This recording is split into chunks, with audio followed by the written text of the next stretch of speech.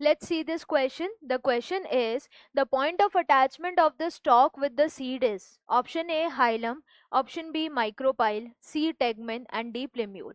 So इस question में जो यहाँ पर concept apply होगा that is structure of ovule and seed, इन दोनों को यहाँ पर रिलेट करेंगे।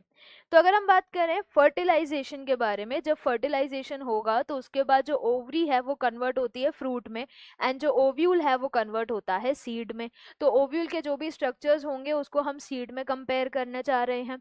तो ऐसा पॉइंट अटैचमेंट का of the stock with the seed, तो स्टॉक क्या थी ओव्यूल के अंदर? फ्यूनिकल। फ्यूनिकल एक स्टॉक थी जो कि क्या कर रही थी? प्लेसेंटा से ओव्यूल की बॉडी को अटैच कर रही थी। तो जो वो पॉइंट ऑफ अटैचमेंट था, पॉइंट ऑफ अटैचमेंट ओव्यूल की बॉडी और उस फ्यूनिकल का, जैसे ये ओव्यूल बॉडी है इधर ये वाला पार्ट एंड ये डंडी जो है ये फ्यूनिकल है, तो ये जो पॉइंट है अटैचमेंट का इसको हम क्या कह रहे हैं? हाइलम। तो उसी के बारे में पूछा है कि जो पॉइंट था अटैचमेंट का उसको क्या बोला जा रहा था? हाइलम।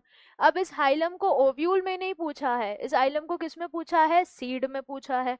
तो सीड में क्या होगा वो सब समझते हैं। ओव्यूल की जो इंटेग्यूमेंट्स हैं वो अब सीड की कवरिंग बनाएगी, टेस्टा और टेगमेन। देन इसके अलावा अगर हम बात करें ओव्यूल में, यहाँ पर जो पॉइंट था अटैचमेंट का ओव्यूल बॉडी का फ्यूनिकल से, जिसको हाइलम कह रहे थे, वो अब एक स्कार की फॉर्म में सीड पर प्रेजेंट होगा।